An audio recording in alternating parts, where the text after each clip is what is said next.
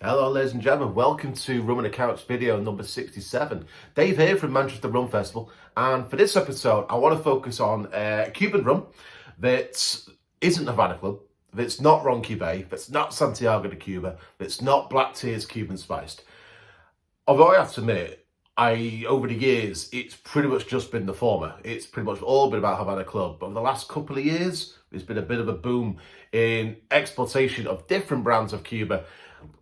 And this is the latest. This is Eminente. I've been able to clarify, reading Claro, get their Ámbar Claro bottling, as well as their Reserva bottling. So I'm quite intrigued about this, because it came with a nice little booklet. And I like this kind of thing, because I'm sure when you head to Rumfest, fingers crossed, we'll have a date very, very soon for you all for this year, for what would have been last year's. If you go to a stand, you're quite intrigued about something's quite new. The bottle, I love it, this kind of style. It's got a beautiful, I don't know if you can really tell from the video, but like a beautiful embossed sort of bottle shape. Bottle style. You're sort of engrossed into what the story is all about. You know, you're not just there to try it, you want to understand what it is. And I've been reading this the last couple of minutes, and I want to just give you some idea of sort of highlights of what Eminente is all about, because there's one or two things I've learned about Cuba. So obviously, what have I highlighted here? Cuba itself, obviously, like I say, largest island in the Caribbean.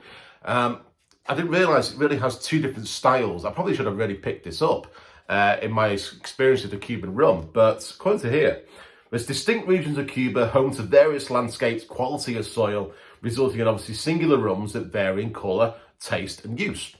Occidente, or Western style rum, is made near Havana. It's famous for being intense, dry, punchy, and obviously perfect for cocktails. It then says here on the opposite side of the island, you've got Oriente, or Eastern style rum, which is smoothie, fruity, ideal for sipping. Eminente is more from the central province of Villa Clara, which combines the best of both regions. It says it's got refreshing, robust, smooth, yet complex, ideal for both mixing and sipping. It says it is surprisingly unknown. It's one of Cuba's best kept secrets. What else we got here? We've got a mention of Cesar Marti, who is the central province of Villa Clara, is also the birthplace of such. He was a key figure in one of the island's 10 maestros raneros. Growing up in sugarcane fields, he learnt his craft from his grandparents and maternal family, so it's a real sort of family-led focus here, passing on to generations of know-how. Dedicated his career to pursuit of utmost quality in Cuban rum. See, I love this kind of thing, but it's got a bit of actually, it's not just a new brand, it's got heritage behind it already. So, well, I'll tell you what, I'm not going to go into too much detail because I want to try this before I start hitting up what each bottling is all about.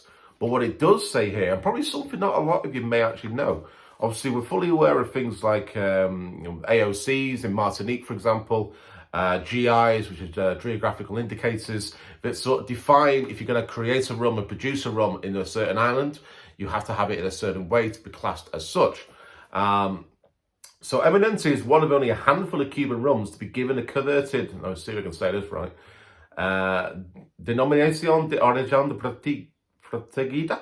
That's going to be even butchered the language, I apologise. Which is granted by a regulatory council, so the DOP, that's a lot easier to say, Rum de Cuba, dictates strict rules which ensure the authenticity and high standards of Cuban rum. So, let's see how true this Cuban rum can be. First time I'm going to open this, so let's just see what we've got here. There we are. Like I say, I'm quite liking the look at this bottle, and it's got a beautiful sort of cork top as well. Right, got my Glencairn glass. So what we have here, going off the label, it's got aged for 3 years in white oak X whiskey barrels. On the side, gives us a couple of tasting notes. Don't want to read them too much, as it'll influence me. 40% ABV as well. All right. Now, I have to admit, I can already smell a couple of like a ripe banana, guava, kiwi styles. And the glass isn't anywhere near my nose already. So, yeah, definitely still there. Definitely that sort of fresh banana as well. You know, you get like freshly peeled, you get like a nice aroma.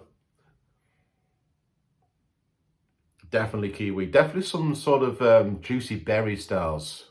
Pomegranate comes to mind. And there's something else. What is that? It's going to sound really weird, but gummy bears. Yeah. That's a good thing, by the way. It's got like a very sort of subtle grassy note. Okay, I'm very, very intrigued about this. So let's give it a go. 40% ABV.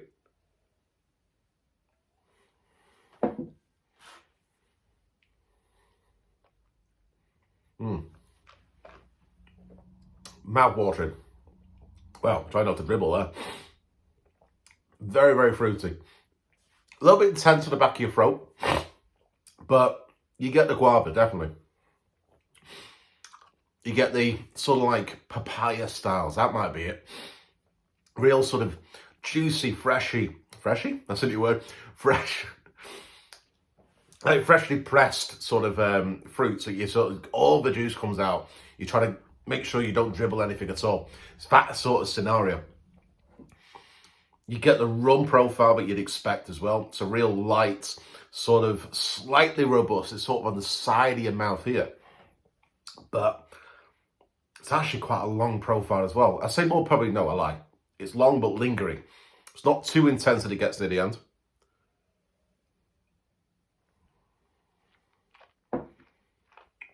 You can tell it's a young rum.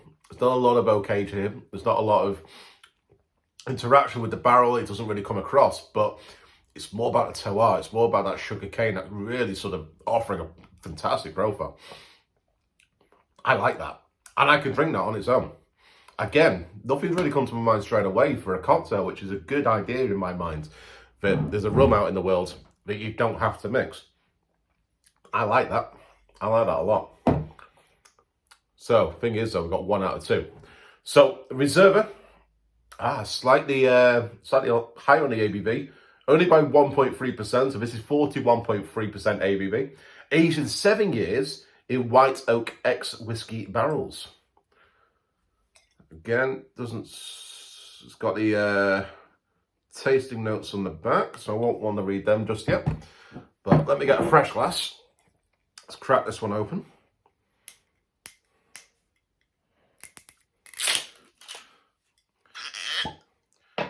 What I would say is, at the moment, for all the Cuban rums I've had, this is very different. And to a point, not perhaps what I expected either. Let's see if I love the sort of younger styles of Cuban rums when it comes to things like Cuban mojitos, daiquiris, that kind of style. But I do love my age. I love Havana 7 was one of my go-to ones originally. Still is, to be fair, for old fashions. So I'm intrigued to see where the Reserva sort of fits into my sort of imaginary shelf of what I'd like to see on a in a bar, in a restaurant, and so on. Very, very different aromas, I suppose, as expected, but a lot more subdued, a bit more tobacco driven, a bit more cedarwood, wet cedarwood at that. Slight, what is that? So like quite a high cocoa. Is it cocoa? Yeah, sort of a high cocoa range. Not as pungent, to be fair, but this is more heading into like, cigar pairing style. Just something to really embrace slowly. Okay, 41.7, so let's give it a go.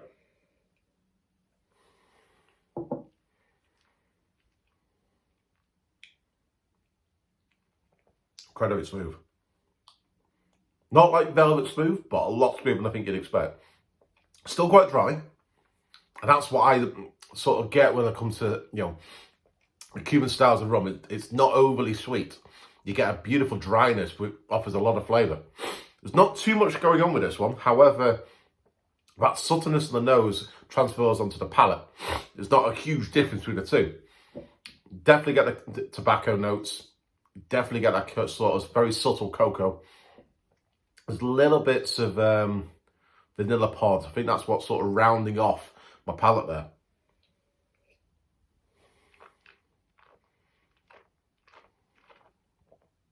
A very easy sipping rum. There's something else there, actually. It's sort of a very marshmallow, sort of mimosa style. Yeah. I'm liking that. I have to admit, I prefer the 3-year-old, but I can really get myself behind the 7. If someone's bringing a bottle out, I'm not going to say no to this at all. I'm intrigued to see if it works well with cigars. I'm a huge cigar fan these days. I'm really up to sort of understanding pairings, so I'll be intrigued to see if anyone's tried this before and wonder what they paired it with. It would make a good old-fashioned, to be fair. Bit of orange bitters in there would really lift up some of that cocoa. But yeah, I can definitely drink that on its own. But I do prefer the 3. I think there's just a little bit more to it. And maybe even some profiles I wouldn't normally expect from a Cuban style of rum, especially a young one that you can just sip. So I'm liking this. So Eminente, I have seen it on the shelves at Tipples in Manchester. So if you're intrigued to give it a go, head over to them, sorry. But of course, check out Master Malt, Whiskey Exchange, Drink Shop, Royal Mile Whiskies, anywhere you like to pick up your rums. If there are a place you haven't, of course, do seek them out. And the good thing is with independent spirit retailers these days, they are more than happy to suffice in where they can source these for you. So, I'm not going to go into too many cocktail ideas, but like I say, this could work very, very well in old-fashioned. Bit of orange bitters to lift up some of that cocoa. It's just on its own. I mean, don't get me wrong, this will work amazing in a Hemingway daiquiri, to be fair, but on its own, that's a good 3-year-old sipper, really is. So, ladies and gentlemen, I'm hoping that gives you a good idea of what Eminente from Cuba is all about. Give themselves a follow on social media. They've got some really cool ideas and really good showcase of what Eminente is in regards to Cuban styles of rum. Really, really good sort of information. I learned a little bit more about what Cuba is all about. If you haven't followed obviously Manchester Rum Festival or Rum on the Couch on the likes of YouTube, please do subscribe. Like and share our pages in regards to the post that you're watching this from as well. Much appreciated if you could do that. And of course, keep an eye out for when the new dates for Rumfest of the 2020 version will be live, fingers crossed, in 2021. I'm very, very close to getting a new date for you all to share. So other than that, ladies and gentlemen, enjoy the rest of your day, and I will see you very soon.